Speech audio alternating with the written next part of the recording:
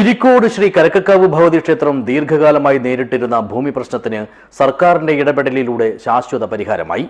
വിപണി വിലയുടെ 5% മാത്രം ഈടാക്കി ഭൂമി വിട്ടു നൽകാനാണ് മന്ത്രിസഭയുടെ തീരുമാനം. This news sponsored by ഉയർന്ന ഗുണനിലവാരം, തികഞ്ഞ വിശ്വസ്തത, ജനതാ പാൽ. കേരള ഹൈക്കോടതിയുടെ ഉത്തരവ് പ്രകാരം ക്ഷേത്രം കൈവശം വെച്ചിരുന്ന ഭൂമി പതിച്ചു നൽകാൻ തീരുമാനിച്ചപ്പോൾ കാസർഗോഡ് ജില്ലാ ഭരണകൂടം നിശ്ചയിച്ച ഉയർന്ന വിപണി വില ക്ഷേത്രത്തിന് വലിയ സാമ്പത്തിക പ്രതിസന്ധി ഉണ്ടാക്കിയിരുന്നു. തുടർന്ന് മണ്ഡലം MLA M. രാജഗോപാലന്റെ വിഷയത്തിൽ അടിയന്തരമായി ഇടപെടുകയും മുഖ്യമന്ത്രിയുടെയും റവന്യൂ വകുപ്പിന്റെയും ശ്രദ്ധയിൽപ്പെടുത്തുകയും ചെയ്തു. ഇതിന്റെ ഫലമായി വിപണി വിലയുടെ വെറും 5% മാത്രം ഈടാക്കി ഭൂമി വിട്ടു നൽകാൻ മന്ത്രിസഭ തീരുമാനിക്കുകയായിരുന്നു. 2.58 സെന്റ് വരുന്ന സ്ഥലം 5% വില ഈടാക്കി നേരിട്ട് പതിച്ചു നൽകാനാണ് ഉത്തരവായത്.